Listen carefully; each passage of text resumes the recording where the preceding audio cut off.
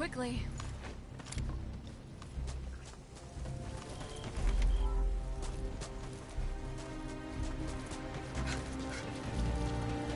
Glad to see you're safe.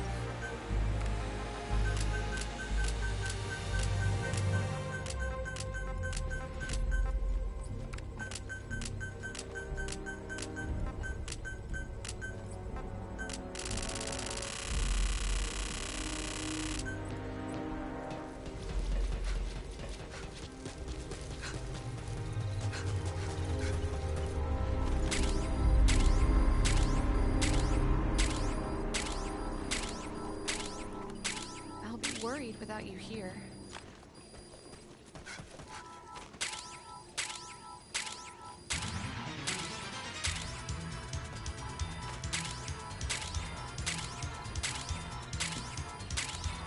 Plants are pretty hardy.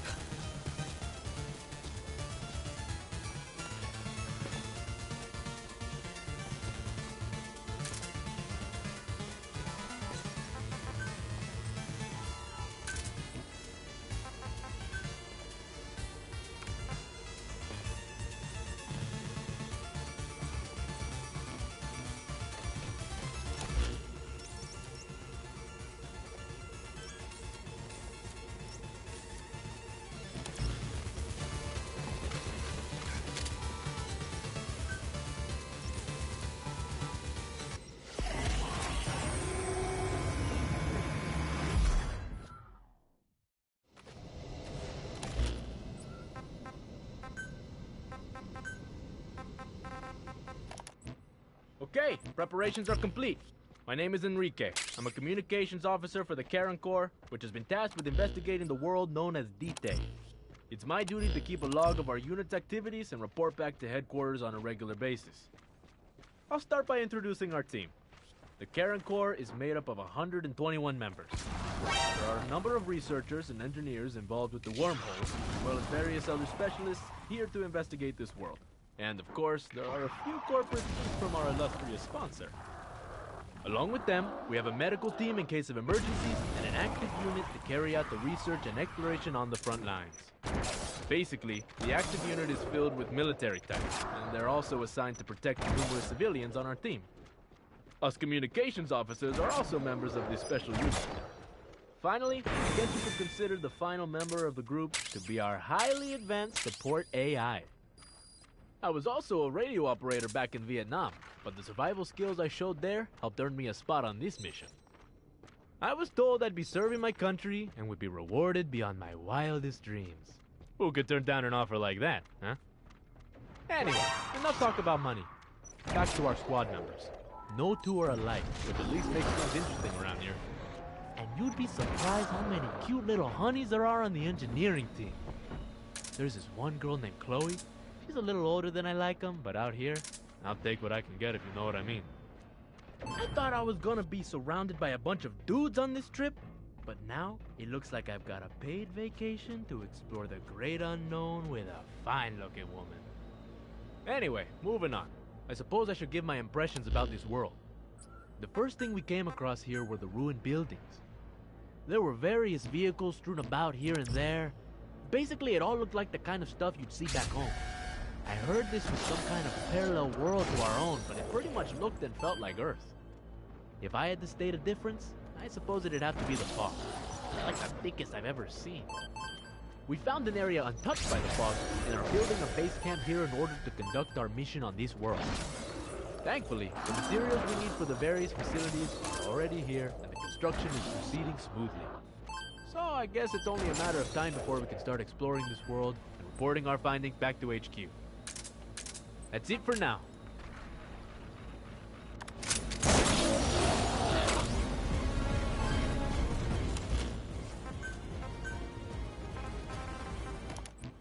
I'd like to go over the mission that has been assigned to the Karen Corps.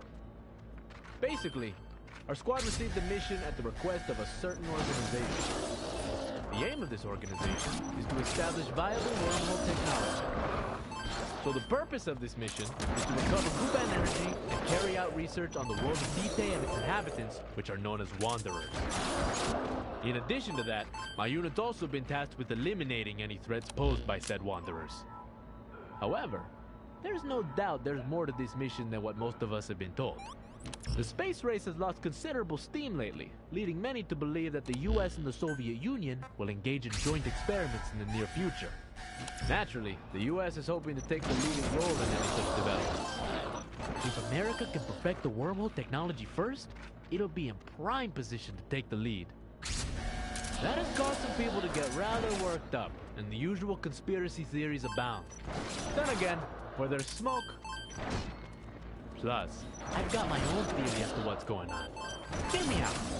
With the ink on the biological weapon convention barely dry, this serves as a sort of loophole that could allow a nation to do an end run around the treaty in order to obtain a new type of biological weapon. If a country could somehow manage to control the wanderers that inhabit this world, I wouldn't put it past some of those SOBs among the top brass. Under the veil of total secrecy, I've been given a special assignment. I was ordered to capture a wanderer alive and take it back to our world. See? I told you something was going on here.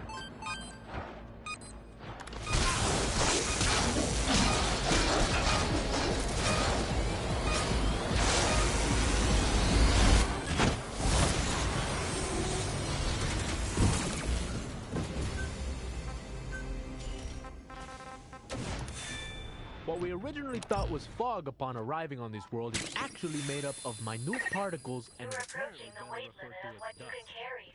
It's difficult to see through this dust, and it At also this makes rate, it difficult it'll to breathe impact your properly. activities. It goes So without be saying that careful. you don't want to be exposed to it for too long. Keep an eye on your remaining oxygen. What we originally Captain, thought was fog upon arriving on this supply world yourself is with actually made oxygen up of by minute using particles, Kuban energy. apparently better referred to as dust. You can supply yourself with oxygen from your iDroid. What we originally thought was fog upon arriving on this world is actually made up of minute particles and is apparently better referred to as dust. It's difficult to see through this dust, and it also makes it difficult to breathe properly. It goes without saying that you don't want to be exposed to it for too long. You need an air tank if you're going to be out there working in it, but... well, that's enough about this particular topic, I think. There's something much more important to discuss. To put it frankly, our unit is rapidly falling apart. It's like there is absolutely no leadership at the top. I'm not exactly sure what the top brass were thinking when they put this crew together. It's clear this has all come about because we were never given a clear definition of our mission priorities.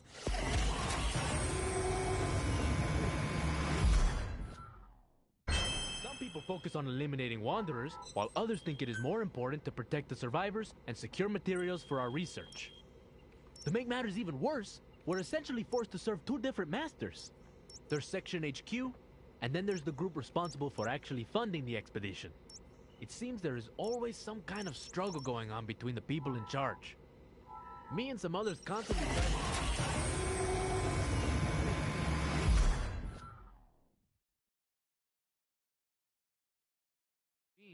but it's just like adding fuel to the fire. It's as if we're all kids back in high school. I don't know what's gonna become of us. That being said, there is one man here that we can depend on. As far as I can tell, he's the only one who looks at a situation with a level head and can decide on a rational course of action to take. He joined the squad as an engineer, but he really knows what he's doing out there in the field. It might be good to work alongside him for a while and see what we can accomplish together. Maybe I can get him to help me restore order to the team as well. There's just one problem. He's not exactly the chatty type. In fact, he barely says a word.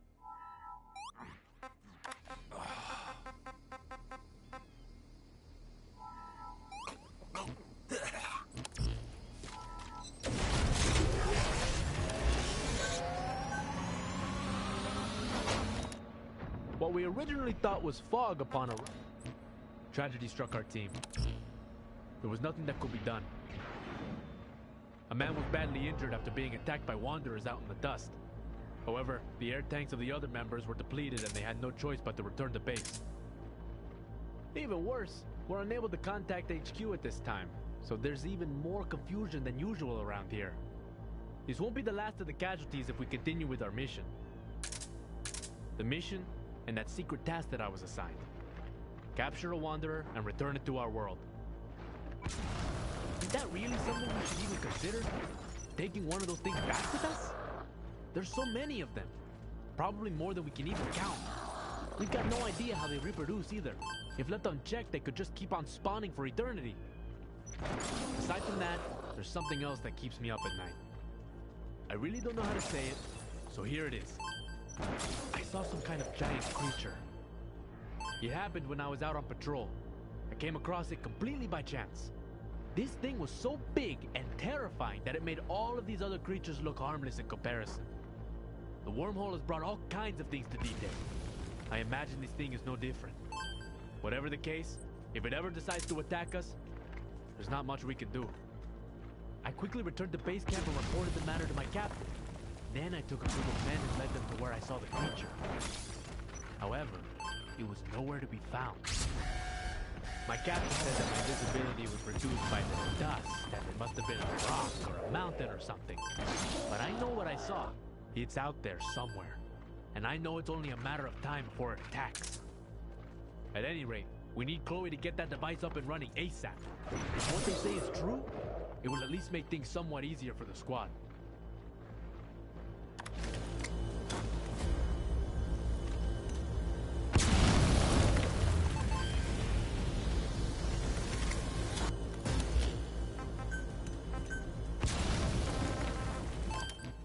It came for us at last. It happened during a field test of the transporter that Chloe and the rest of her team had set up. If it worked, we'd be able to expand our search grid, making all of our jobs that much easier. At least, that's what we thought as we all went about our work. However, when the time came, that giant creature appeared right before our eyes. It had a beast striking the ground with fury as the beast slowly approached. It was just like what I had seen before. I knew it was no hill or mountain. The creature attacked us without mercy. It wasn't something you could just take down with a rifle or two. We had no choice but to flee. I simply kept running, all the while ignoring my comrades' screams. For those of us that managed to escape, we eventually came across some ruins. Although they were covered with a thick layer of dust, we needed to find a place to rest. So we went inside. Cut the with a knife, but for whatever reason, the creature refused to follow us inside. I can still feel my heart pounding just thinking about it. I can't shake that sense of fear and dread. If I never see that horrible creature again, that thing is like the Grim Reaper incarnate. We call it the Lord of Dust because it seems to rule over all that stands before it. Somebody gave it that name at some point and it just kind of stuck. I guess the way its massive body majestically strides through the dust is kind of lordly in its own way. Pretty much everybody on the team has called it that ever since. There's one other thing that I must include in my report. After we escaped from the Lord of Dust, I found a strange journal amid the ruins. It must have been left behind by some castaway. One passage in particular caught my eye. It's all my fault. I wish I could take back that decision. If only we could go back to the beginning. Does that make any sense to you? Because I can't make heads or tails of it. Maybe it was the last thought that person ever had on this world.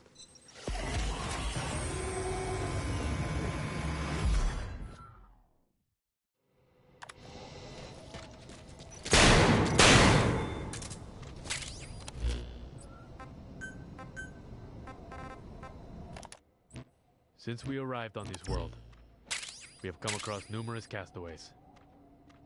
Unlike us, they seem to have come here after getting caught up in a naturally occurring wormhole. After hearing their stories, there's one thing we know with certainty. Although they are from different eras, we all came from the same Earth. Their history and dates of major incidents all correlated perfectly with ours, which means these wormholes can extend through time itself. If that's true, maybe it means we can return to our own time as well. Did Top Brass know about this? And if they did, does that mean that they sent us here anyway? What about Chloe? Did she know? Were we sent out on this recovery mission despite them knowing the dangers posed by the Wanderers? Unfortunately, I have no answers. Only more questions.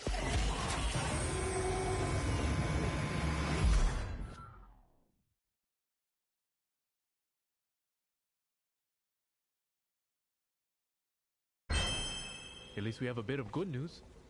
I met somebody interesting among the castaways we've come across.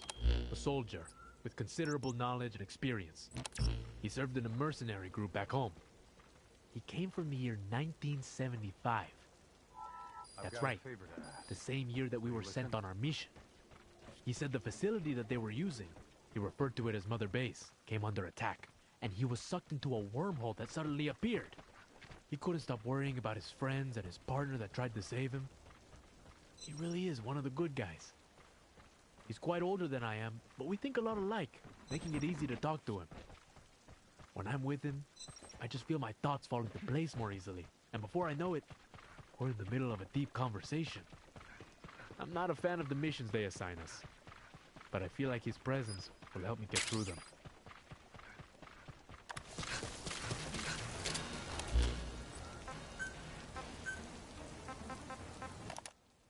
Since we arrived on this world, we have come across numerous castaways.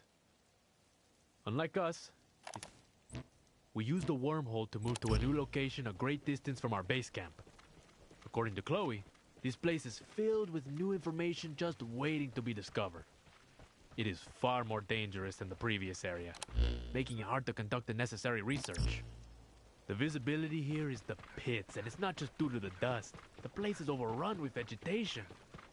Unfortunately, duty calls, and we've got no choice but to answer. We've built a forward operating base in this area.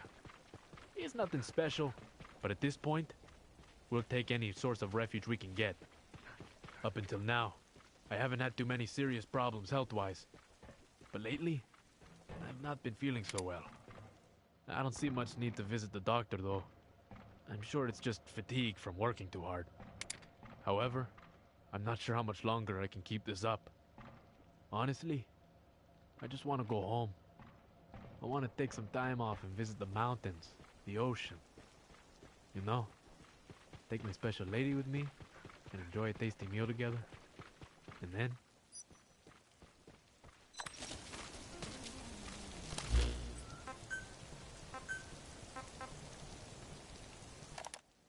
I guess I should start today's entry. Lately, I've been feeling great. I don't get tired like I used to, and I'm able to ignore the everyday stress of this place. If this keeps up, our investigation should make good progress. We have discovered a singularity in this area as well. Clearly, it means there is more information waiting to be discovered. However, just as our investigation appears to be picking up steam, we do not have enough people to carry it out. It's not because they're out on some other mission either. They just got up and left. I can't believe them. We have all this dust here, yet they won't come. They really are a strange bunch. Well, I suppose complaining about it won't do any good. I've always been a glass-half-full kind of guy. If we lose some of our old friends, then we just need to make new ones. Now then, I need to see about sending the data collected by our AI. I also want to learn more about this wormhole technology. Chloe, where is she? I've got a million things to ask her. Eventually, we can share this information with our comrades.